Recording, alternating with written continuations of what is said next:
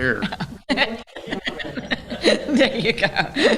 Yeah, I was saying early on, Julie Klumpian wrote me, my friend from San Antonio who's on, and sometimes she's on with her boyfriend by the lake, and she's in charge of refineries for Valero, and they have 2 refineries down, so she has to be in an emergency refinery meeting this morning, and she wrote me a text that said, record, all in big letters. So, we are, just a quick review, we are in the middle of Paul's second missionary trip.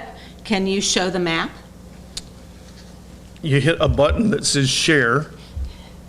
See, it's easy. There you go. Okay, and so we left off last week with Paul being brought to Athens by some of the followers from Berea, and then the followers for Berea went back to Berea. And remember, the Berea was very open to Paul's teaching, but the Thessalonians came down and revved things up in Berea. But they left, he told Timothy and Silas to stay in Berea, we assume to strengthen the new believers, and Paul is by himself in Athens. And so today we're going to look at the rest of his second missionary trip. So we start with Athens, go to Corinth, and then go all the way back to Caesarea at the end of today's thing. So I'm going to stop sharing. No, you could hit this one button and it'll stop the share. I'm going to get it yet. Okay. So we are on chapter 17. And do you want me to read this first section before you talk about it? Sure. Okay. So I'm on verse 16. While Paul was waiting for them in Athens, he was deeply disturbed in his spirit to see that the city was full of idols. So he reasoned in the synagogue with the Jews and the God-fearing Gentiles, and in the marketplace with those he met each day. Some Epicurean and Stoic philosophers also began to debate with him. Some of them asked, "What is this babbler trying to say?" Others said, "He seems to be advocating foreign gods." They said this because Paul was proclaiming the good news of Jesus and the resurrection. So they took Paul and brought him to the Areopagus, where they asked him, "May we know what this new teaching is that you are presenting? For you are bringing some strange notion to our ears, and we want to know what they mean." Now all the Athenians and the foreigners who lived there spent their time doing nothing more than hearing and articulating new ideas. So Paul he's always sort of the lightning rod. They've left a lot of these places either with people mad at them or people actually stoning him or whatever. And so what had happened, if you remember, was they were in Berea, things were going well, and people followed them from the last town. And so they gather up Paul and take him, under cover of darkness. But they took him and didn't, the rest of them stayed there.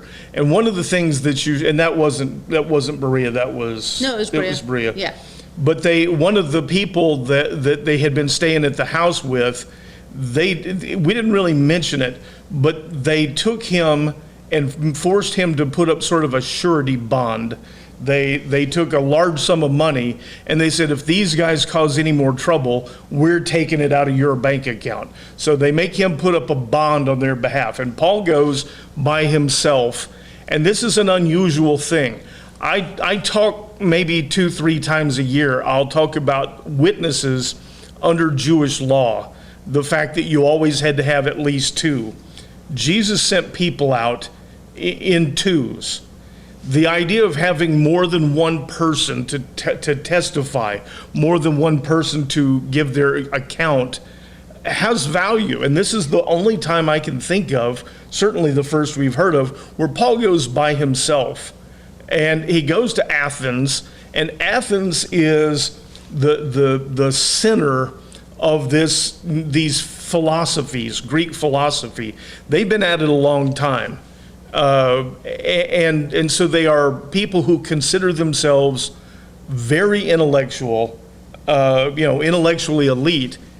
And he does what he always does. He goes straight to the synagogue, and you notice that instead of, there's no mention of him talking scripture to them, talking from the Torah. He reasons with them, even in the synagogue. And so Athens is a different place. They behave differently, they think differently, and Paul is using a different approach. But Luke is really good, and I'll mention this because it's about to come up. Luke, I go on about it. Luke tells us what we need to know, and often he throws in little things that are important, and he assumes we're paying attention, and we'll get the sort of the message, the importance of these things that he throws in. And that's one of them. But then he mentions that out in the marketplace, there are these Epicureans and Stoics. And he throws that, Luke doesn't waste words. When he goes to the trouble of mentioning that these people that are sort of quizzing and dealing with Paul, Epicureans and Stoics, there's a reason for it. And these are the two sort of premier schools of philosophy. They both are from around 300 BC, and oddly, Epicurus and Zeno, the two founders, lived at the same time. So they've been sort of competing with each other for a long time. And Paul is talking something they're not used to. And so they call him to this place called the Areopagus. The Stoics, the Epicureans, and just the quick version of this is Epicureans it's a form of hedonism. They're all about pleasure and what makes you happy, but they also think about pleasure of the mind. But they're out on one end, and the Stoics are much more about just take life as it comes. They believe they look at things just the way they are, and they accept whatever comes their way. So they're two sort of polar opposites. And this place called, and by the way, last thing, they're not religions. They are philosophies. And you want to keep in mind the difference between religion and philosophy is that philosophy looks to human wisdom. It is a way of dealing with this world in human terms. And religion looks to a God. We use just singular, but religion is something that looks to something beyond us, something greater than us. And so it's two very different ways of looking at the world. And this week I sent out, I'm going to go ahead and bring this up now. I sent out an article. Did all of y'all see it about the chaplain at Harvard? They've made him head chaplain, and they're saying, well, it's no big deal because head chaplain all that makes him is the liaison between the chaplains and the administrative people in the school. He's an atheist. He is an avowed atheist, and their rebuttal is that it's just this idea of being head chaplain is just an administrative job. And I want to make the case today. I want to try and persuade you that what we see happening in this chapter of Acts is very similar, very much like this chaplain. And the first thing I'm gonna come right out and say, the idea of an atheist chaplain is just silly. It's not a chaplain. And I know there are people who go, no, an atheist can be a chaplain. No, he can't. I mean, no, or she can't. It doesn't make sense. So what if you had a group of really staunch vegans, and I said, I'm going to put a butcher sort of in charge. He's going to be the liaison, and he's going to carry back news of your vegan group to us. Do you think he's going to put a slant on it that's maybe not as vegan as those people? Well, of course he is, because he thinks totally differently. I'm less concerned that they made this man head chaplain, or whatever that means, than the fact that he's a chaplain to begin with. You want to be a humanities teacher, you want to be a philosopher, that's okay.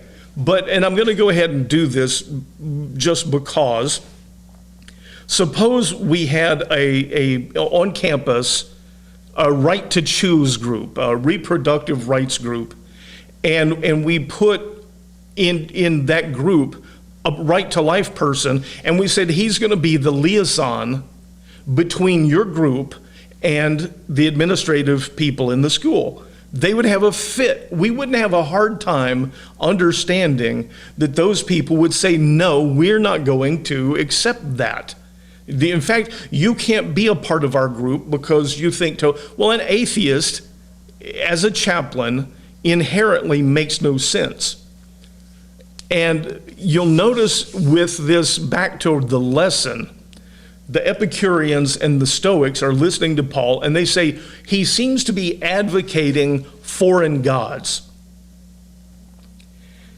Those people, the Epicureans and the Stoics, really didn't subscribe to the idea of gods at all. It is a very human philosophy. Both of them are very human. And it's a way of dealing with the world based on our own human wisdom, human logic.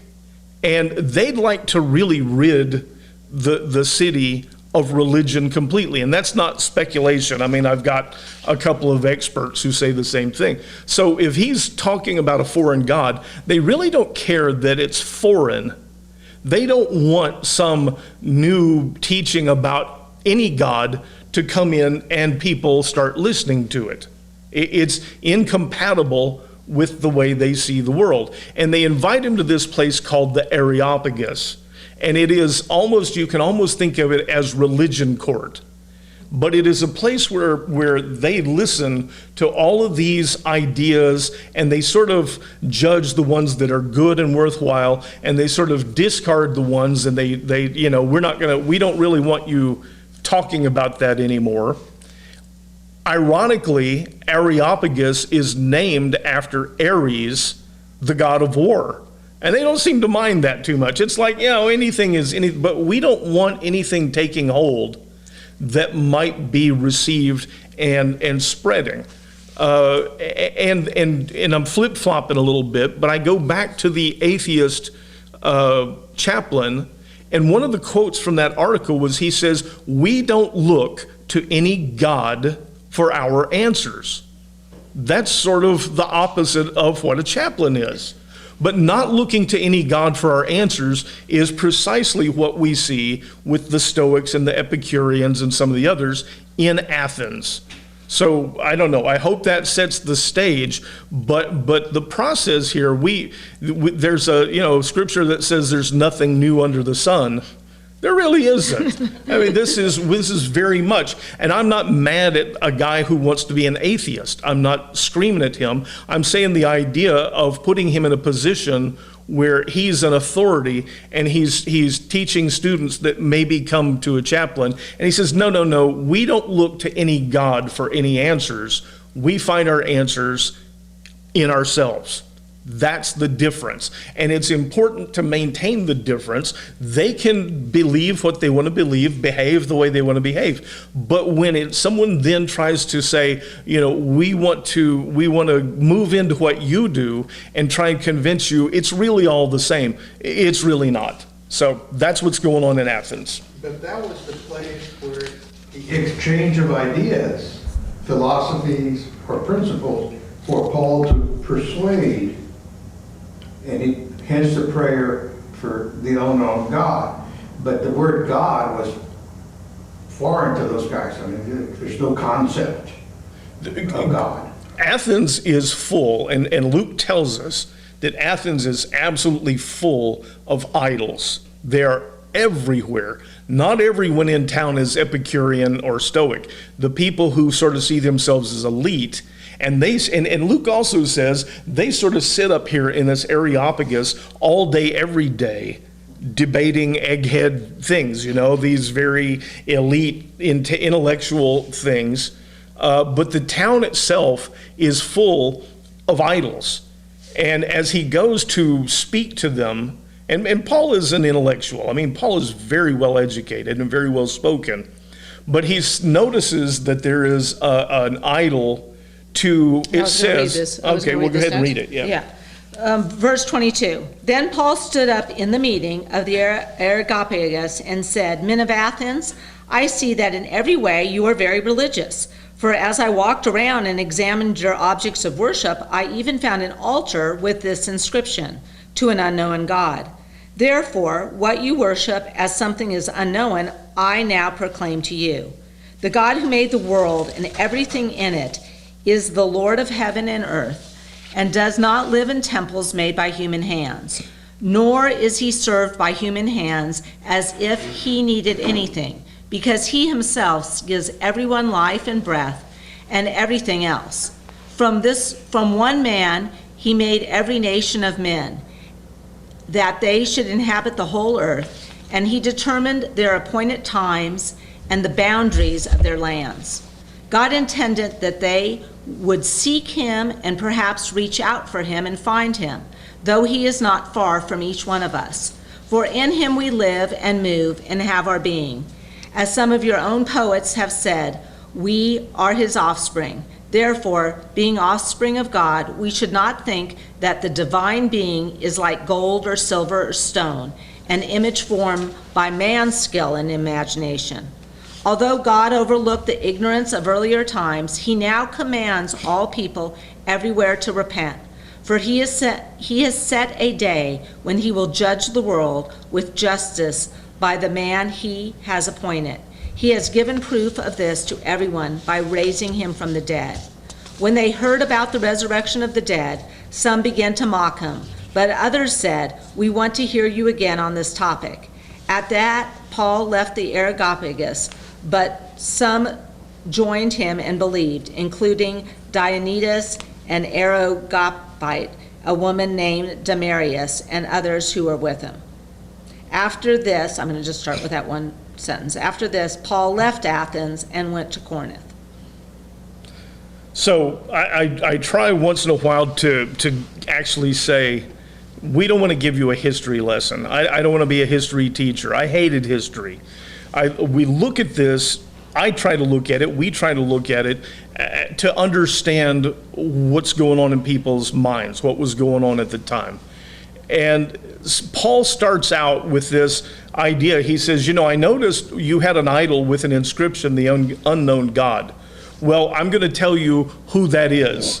You already, and so what Paul is doing is using things that they're familiar with to try and explain concepts that they're not familiar with.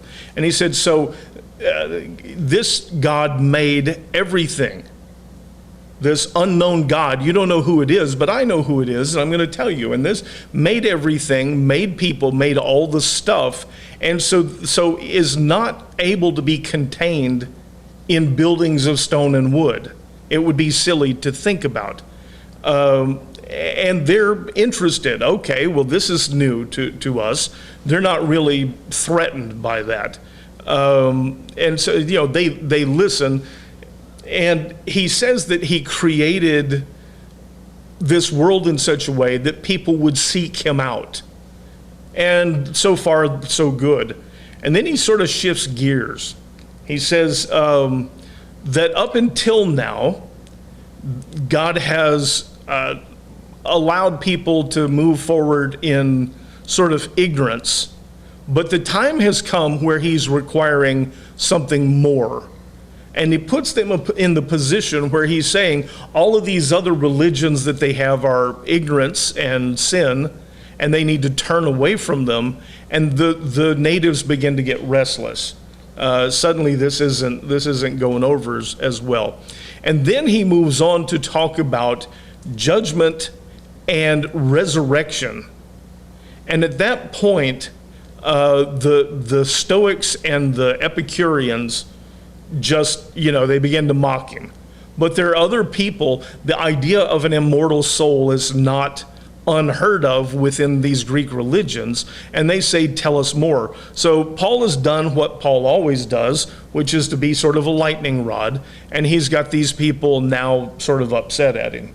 Well, and so he leaves Athens, though, and it doesn't look like this was a very fruitful city for him, and yet it was a big city.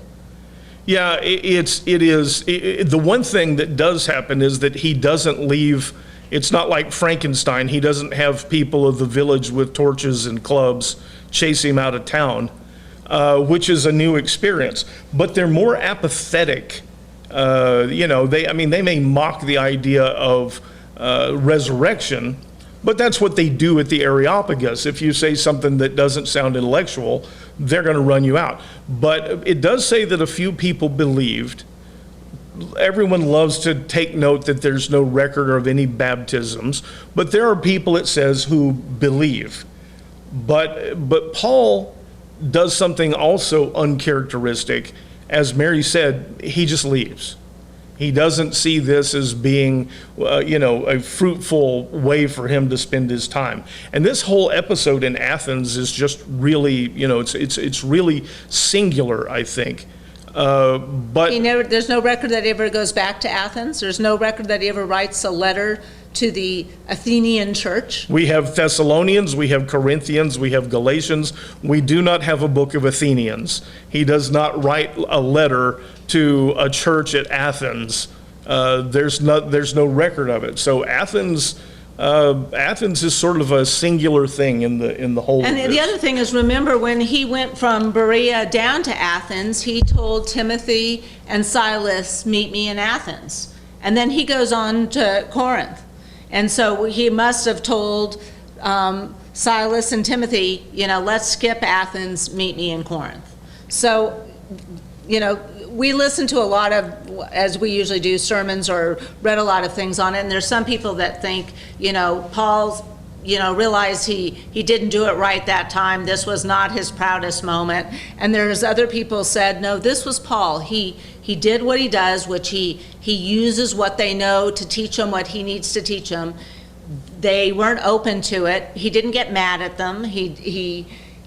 But he also knew it was just time to move on.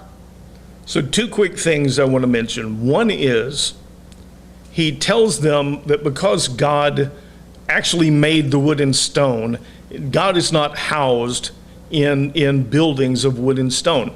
The dream so from way back for people, they make these idols and they talk about these gods. The real dream is to have a God that you can control, whether it's from flattery or it's from sacrifice or it's from any of a bunch of different ways. We're going to build a temple where we will contain this God. And then we're going to come in and do rituals that will cause this being more powerful than us to do what we want. And that's always been the case. And people do it in what we call Christian churches. Even today, there's always this idea of how can I compel God to do what I'm asking? It's a hobby. And Paul is saying that's not the way it works. And it's probably worth taking note of. The other thing is, when I said that he tells them they have to turn away from these idols, from these pagan, we call them pagan, but these gods that they worship, he wrote something to the Thessalonians, Thessalonica, which they have just left, a couple of stops back. And I want to read that to you real quick. It says at the beginning in Thessalonians, he tells those people, that church at Thessalonica, you became a pattern for all the believers in Macedonia and Achaia. For the Lord's message sounded forth from you, not only in Macedonia and Achaia, but everywhere your trust towards God became known. So they become sort of a model, he tells them. He says, the result is we don't need to say anything, since they themselves keep telling us about the welcome we received from you. And here's the part that I wanted to get to.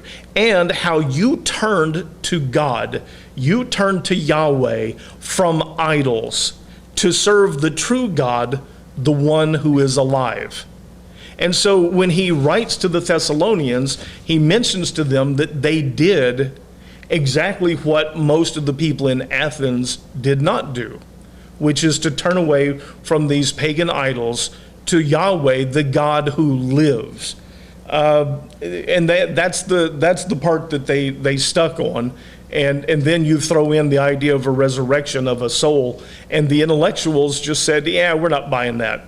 So in a great many ways, lots of similarities, what we see in Athens to what we see today. That's a tremendous speech by Paul.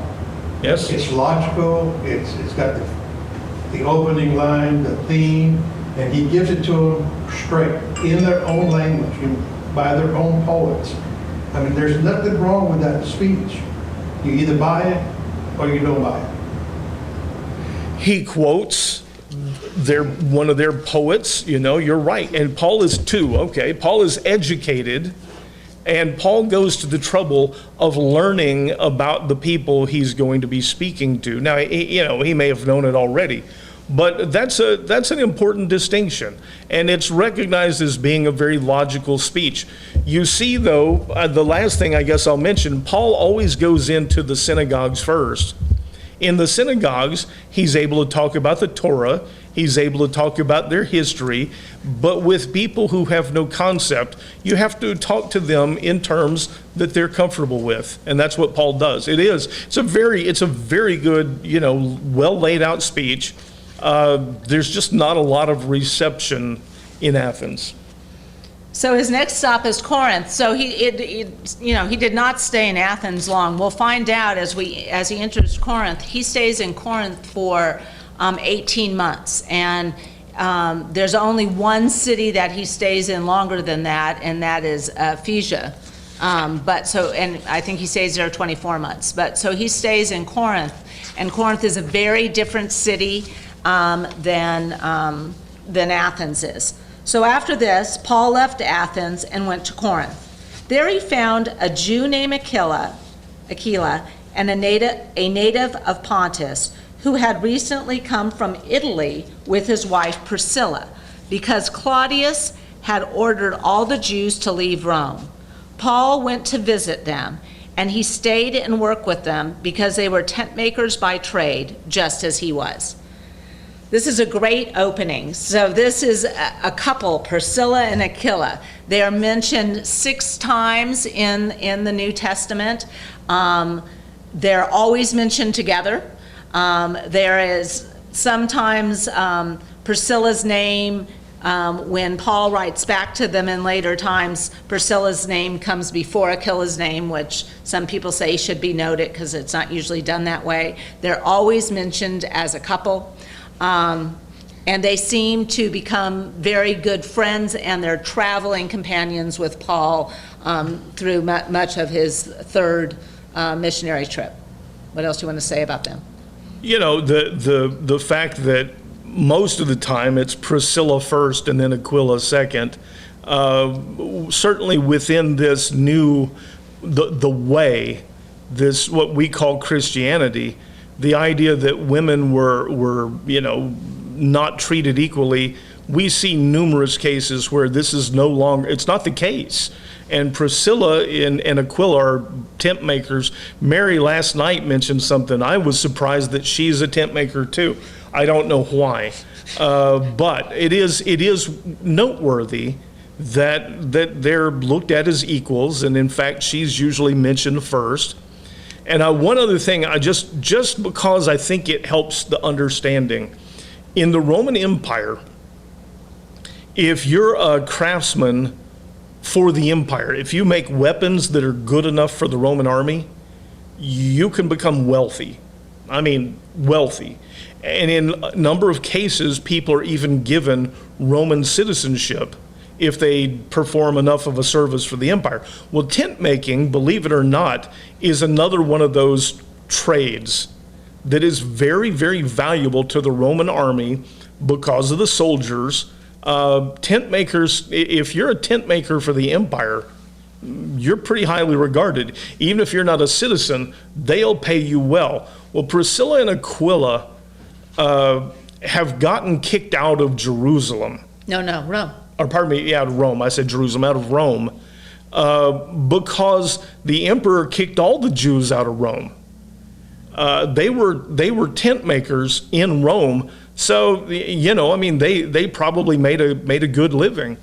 And the traditional Jews and these new messianic followers of Jesus were constantly, causing an uproar.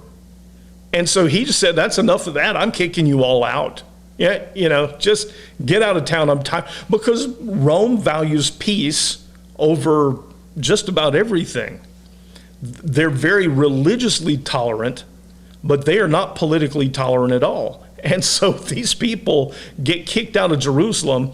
Rome. I keep saying Jerusalem. They get kicked out of Rome, and they seem to be following Paul around. We can pretty much make that assumption. But they work as tent makers. Paul's family, Paul's background is tent making. But Priscilla and Aquila are, by all accounts, this couple who support and encourage everybody. They're universally well thought of. They're sort of the backbone of the early church in these places where they are. Well, and going back to Claudius kicking the Jews out of Rome, the idea that is confirmation that at this time, what we call Christianity was a sect of Judaism. And so in Rome, there were Jews, and some of the Jews were still the traditional Jews. One of the sects of the Jewish religion were Jews that now believed that Jesus Christ was the Messiah. And so they were all under the umbrella of Judaism. They were fighting and bickering in Rome, and the Claudius said, no more of this, get out of here, all of you. And they believed that, and the Jews were kicked out of Rome a couple of times, as Scott said, but they believe that Priscilla and Aquila were probably kicked out in 49 AD. This is a couple of years later. So they have come to Corinth. They have moved their tent-making business to Corinth. And so they are Christians or Jews that follow the Messiah. They're part of that sect. Paul comes to town. They welcome Paul to join his tent-making operation. Okay. Every Sabbath he reasoned in the synagogue, trying to persuade Jews and Greeks alike. And when Silas and Timothy came down from Macedonia, Paul devoted himself fully to the word, testifying to the Jews that Jesus is the Christ. But when they opposed and insulted him, he shook out his garments and told them, "Your blood be on your own heads. I am innocent of it. From now on, I will go to the Gentiles." I'm going to stop there for a sec. So here are a couple important things. Silas and Timothy now have obviously skipped Athens and have joined them in Corinth. He was testifying in the synagogues, but once again, the traditional Jews are not accepting him. Yeah, and it got to the point that if you really kind of look at the original language, they were abusive. They within the synagogue, first of all, it says that he was reasoning with Jews and with Greeks. This is Luke being Luke. He throws these little nuggets in there. We have this perception. People tend to have a perception that the Jewish synagogue is Jewish. But there are loads of Greeks in there. There are these God-fearers. You need to see how prevalent that is. And so he reasons with Jews and Greeks. But when the Jews get abusive with him, he washes his hands. He does a Pontius Pilate. He says, he shakes out his cloak. I'm not even taking any of the dust from this place with me. And he says, your blood be on your heads. And it sounds pretty harsh. I mean, it really sounds pretty harsh. And we have this sort of tradition, I guess, that if we're Christians, if you're really a Christian, you're not allowed to ever say anything that sounds a little harsh. Well, Jesus, he drives money changers out of the temples and said, you've made the place a den of thieves. we're supposed to treat people with love, but this kind of a statement, Paul has come to the understanding that he's gone to the synagogue, he's presented the Messiah, and he's logically laid it out in a way they should be able to look at their own scriptures and say, oh, this is the conclusion that we should come to. But it reaches a point, and it sounds like when they just get to the point of being abusive, they say, we've heard enough of this, we reject it, we don't like you talking. Paul said, fine, your blood on your own head is a strong statement. But Paul knows that his job, as I said the last 2 weeks, is to spread and tell this gospel in a way that people will understand and accept. And when they utterly reject it, it's not harsh on Paul's part. He just says, I'm going to go now someplace else. I have work to do. You've heard the message. You either have to accept it or reject it, and I've got to go move on to other people.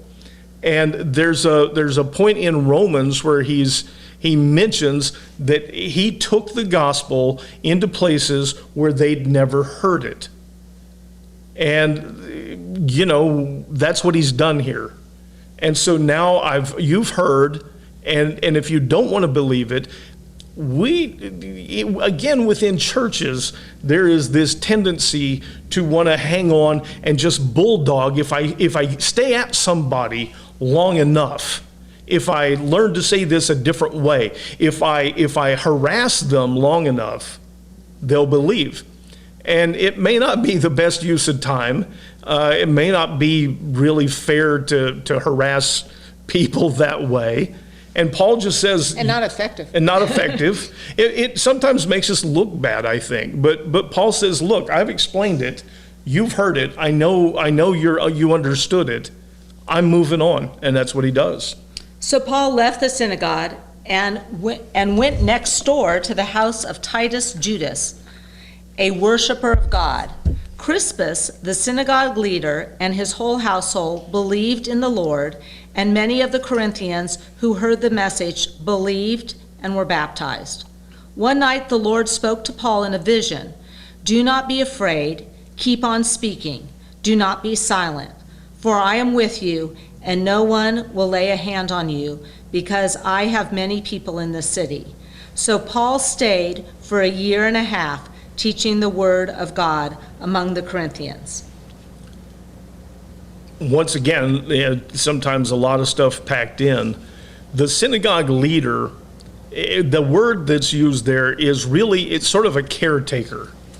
And so, leader, it's not like he's the boss of the synagogue, but he's an important person and he is the caretaker. And this man believes, which you have to know is not going to endear him to those Hebraic Jews that have rejected Paul.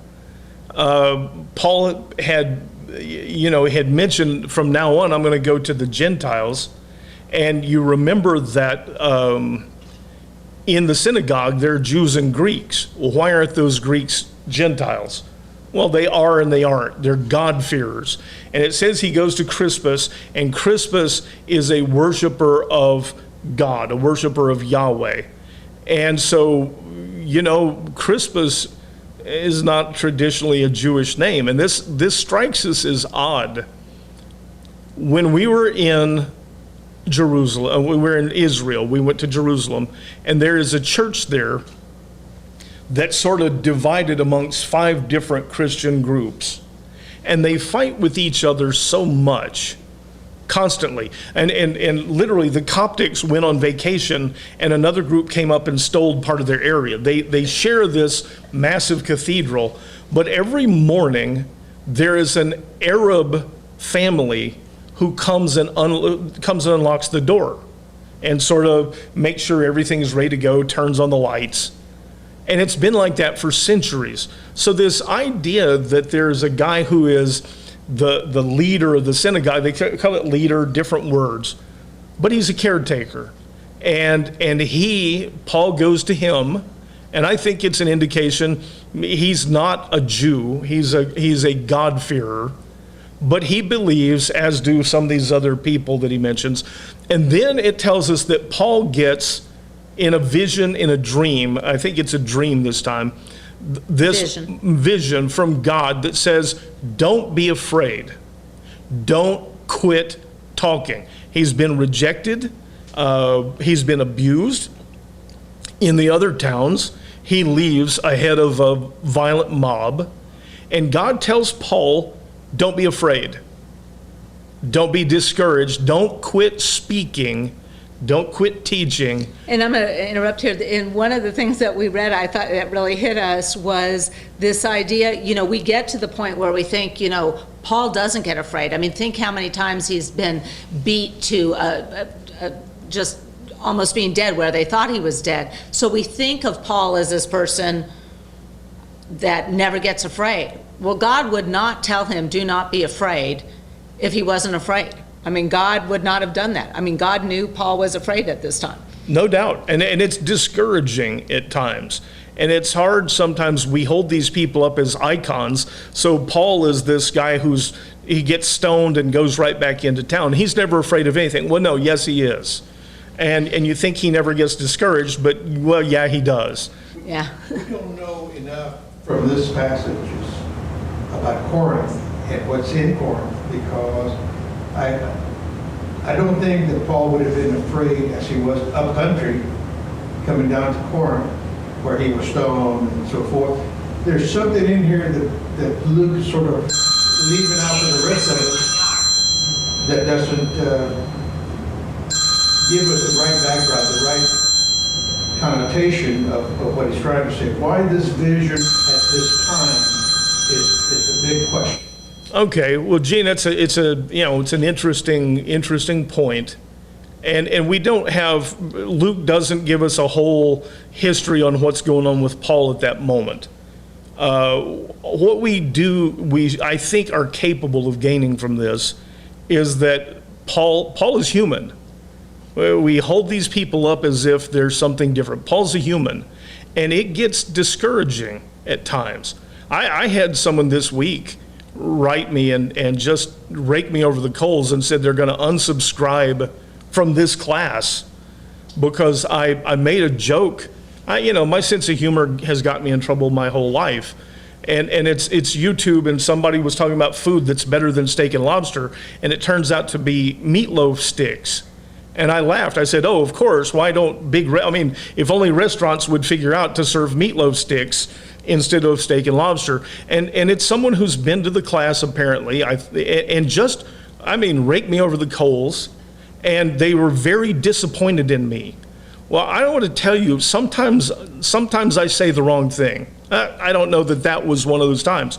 But it's discouraging when someone tells you, I'm unsubscribed, I'm never coming back, I'm never listening to the class again, and I'm very disappointed in you. And I'm thinking, I made a joke about meatloaf sticks. It's discouraging. It bothered me for the rest of the day, really. You want to reach out, but it's like throwing gas on a fire. What we can say from this is that Paul must have needed the encouragement. And Paul certainly had reason to suspect, after the Jews in the synagogue were abusive, and it talks about, if you go to the Greek, they were really abusive with the way they talked to him. He's got reason to suspect I'm about to leave another city with people wanting to kill me, or at least wanting to harm me, or put me in jail. And so he gets this reassurance from God. And he obeys. He stays for 18 months. That perhaps is the thing that separates Paul from people like me, is that Paul takes that and says, no, that's right. I can't just quit. I can't give up. So whatever exactly is going on, I think we're able to conclude from this that Paul has reached a point of being a little bit worried and a little bit discouraged. And God reassures his heart. And he says, nobody in this place, nobody's going to lay a hand on you because I have people all over this town. That's the best we got. And then Luke tells, What that says to me is the believers in Christianity or the way are subdued. They're not showing enough that Paul can pick up, like I've got some support here. So, there's something going on in the people's heart and soul that Paul's not picking up, and God maybe is the reason for the vision. Don't get upset. You're not going to be hurt. I have a lot of people here. Well, so at the very, and this also, don't get in a hurry, because this is worth taking a moment on. Elijah, the prophet, reaches a point. He's just had this big showdown with the prophets of Baal. And the queen is now going to come kill him. And he after this great success, he runs off and hides in a cave. And God comes to him in a way that's pretty spectacular. But he explains, I did everything I could for you. I did all this stuff. They're going to come kill me. And he says, and I'm the only one. I'm the only one that is standing up for you. And God says, yeah, no, not really. He says, even now I've got 700 prophets, not just believers, but prophets, 700 or 300. And they're over here, and you're not alone. That's also, one of those things that we fall prey to, and you may well be right. I mean, Paul may be feeling like I'm the only one, and that assurance says, I have people all over this town. I'll look for what you're talking about and see if I can find it. There are a lot of things when we're studying straight through a book like this that there are places elsewhere in the Gospels that tell us precisely, but we don't like to skip around. But I'll look for what you're talking about. Maybe there's something specific going on. The big deal is we're not alone. so then then Luke does what he does. He tells us a story related to this, basically.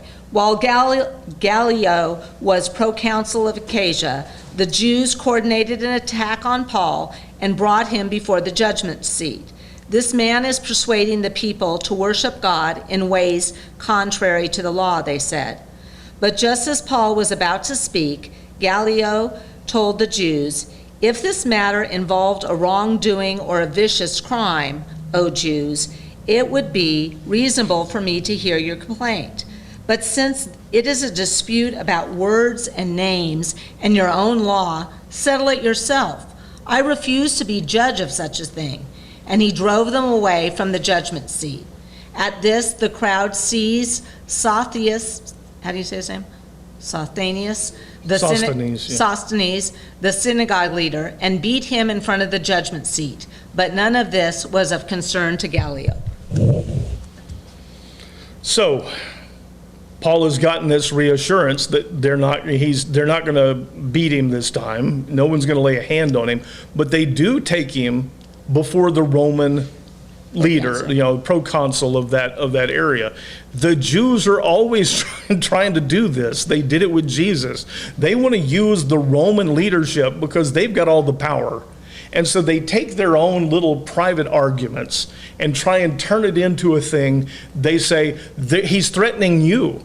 He's claiming there's another king besides Caesar. He's doing these things that are threatening to the Roman Empire. And Gallio listens to it and he goes, get out of here. If this was a Roman matter, I'd listen to it. But this is a Jewish matter. And he says, get out from in front of me. I don't want to hear this. Those Jews leaders were frustrated. And so it says they take Sosthenes, The synagogue leader, and beat him. And they don't even wait to get outside the door. They beat him right there in front of Gallio. And it's probably intended to say, we're really serious. Maybe he'll get involved. But Gallio's like, it's not a Roman thing. Take off. He doesn't even pay attention. But here's what seems to confuse people. It told us just a few verses ago that Crispus was the synagogue leader. And he became a believer. And then it says that Sosthenes is the synagogue leader, and they beat him up. these people have often more than one name. Saul becomes Paul, right? Because Saul is a Jewish name, Hebrew name, and Paulus, or Paulo, is the Greek version of it. And Sosthenes, that name has a meaning, which I have had a senior moment. I was going to tell you what it means, but it has a very, a meaning about, well, I can't tell you what it means, but Sosthenes, it's the same guy, all right? There's another chapter here in Acts where Paul is traveling with Silas, and Luke mentions Silvanus. That's Silas. It's just a different version of the same name. My first name is George, and when I go to Mexico, I'm Jorge. And nobody seems to struggle with that idea. They'll call me Jorge, and I'm good with that. But Sosthenes is the same guy. And this is the guy who became a believer, and they can't punish Paul now. So this guy who has become a believer, they just beat him up. They got to take it out on somebody, and he is now sort of responsible for this corruption that Paul has brought into their synagogue, and they beat him. And we listened to one sermon that made no sense, that like this was a different synagogue leader, 2 verses later, it's a different synagogue leader, and these guys just had so much adrenaline, they had to beat up somebody. So they beat up a Jewish synagogue leader. I mean, you would have to think that this guy believed in Jesus being the Messiah, because otherwise, why would they be beating him up in the first place? Yep, they spin a story out of this that is utterly illogical. It's the same guy. And Sosthenes, it would be really good for you if I could remember what Sosthenes means, because you would go, oh, okay, I see why they call him that. But remember, Barnabas means son of encouragement. That wasn't his real name. That was what they started calling him. And this is a habit. This is a thing that happens in this culture at this time. I want to read one more paragraph for today. I'm on chapter 18, verse 18. Paul remained in Corinth for quite some time before saying goodbye to the brothers. He had his head shaved in Centuria,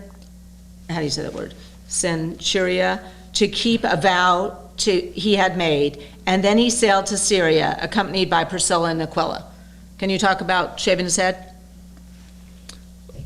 It's sort of meaningful. He has his head shaved because of a vow that he's taken. The Jews have something called Nazirite vow, and they usually it's a temporary thing. They go through some training. They go through a time of fasting. They actually pay some money to the temple, but they take this vow as a sign of devotion to God. And Samson, by the way, was a Nazirite. He lived that way his whole life. But at the end of this, they have their head shaved as an outward sign of this vow that they've taken. And it's important to remember that Paul is a Jew. We have this idea that since he went to the Gentiles, he quit being a Jew. He didn't. He never did.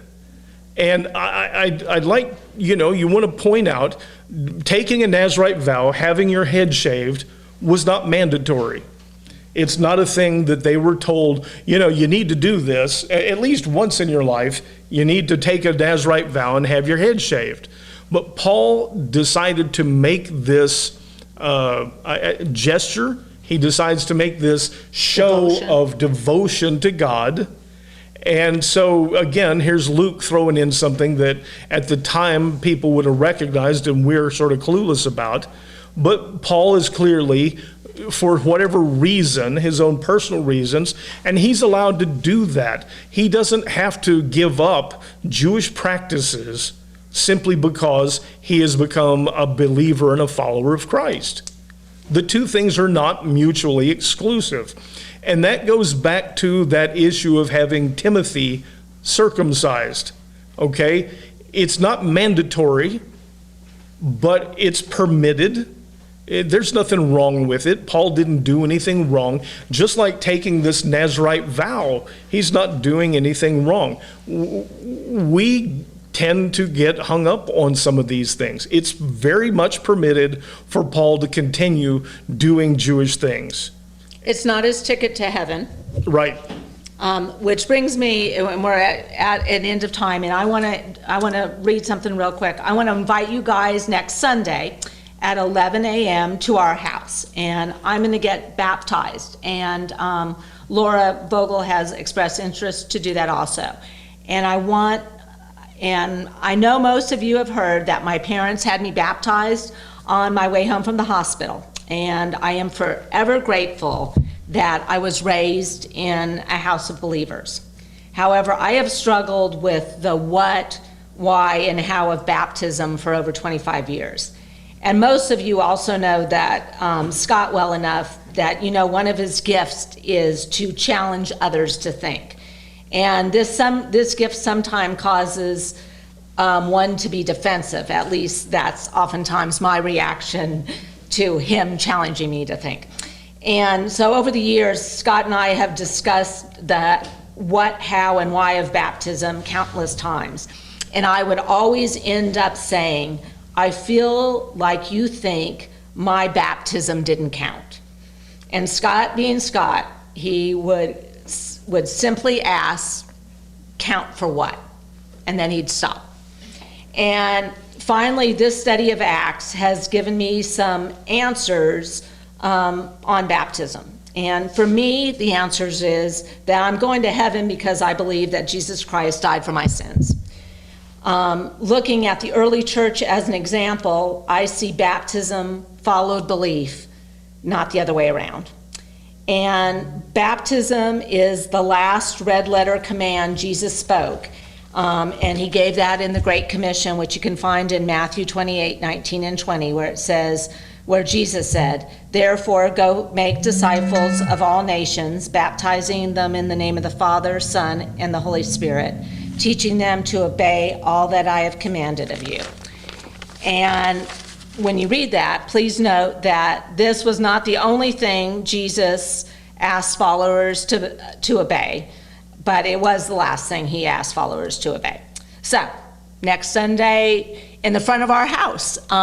Join us at 11 if you're in town or can be in town. And let me make it real clear. I never suggested she should do this, ever, never once. No. We can read what's there, and then you have to decide for yourself.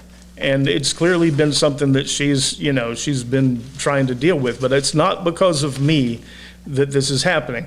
And I do want you to remember Paul and his Nazirite vow. He's making a show of devotion. He's making some kind of a public statement by getting his head shaved. And that's up to him. That's his business. And it's not something that was necessary. He never acted like that. He always said that it is this sacrifice that is responsible for salvation. It is the faith, the belief in it, and the act of baptism is the thing that we do as a sign of devotion, a sign, an outward sign of this belief and acceptance. So, you always said, the man next to Jesus on the cross, he's in heaven, but he never got baptized. Never got baptized. So. I tend to take a lot of heat for things and have people get upset like like I've insisted on something. I really haven't. It's Mary's choice. Count for what? Count for what. Yeah. So, and if you have questions, email us this week. We'll be glad to tell you. God, we look to these scriptures so much. We know that you put this on people's hearts to write down, to leave for us, to have a model, to have instruction, to have examples for us. And I really, really pray that people will understand that part of it, that it is in order to find that life more abundant you have for us, that it's not a way of controlling us, but it is an example to us on how we can seek you, on how we can find our way to you. We're thankful for people that are strong enough to have gone through discouragement, to have gone through pain and suffering, to show us that we can do the same, to show us that you continued to be with them even through the difficult times. And always we ask for reminders of that. We ask for that same reassurance and comfort, but also that you can use us, that you can remind us and show us that we can provide that same sort of reassurance and comfort to others, and then the strength to actually do it. Be with us this week in Jesus' name, amen. Okay, can you hit unrecord? And There's a unmute? button here for Brian.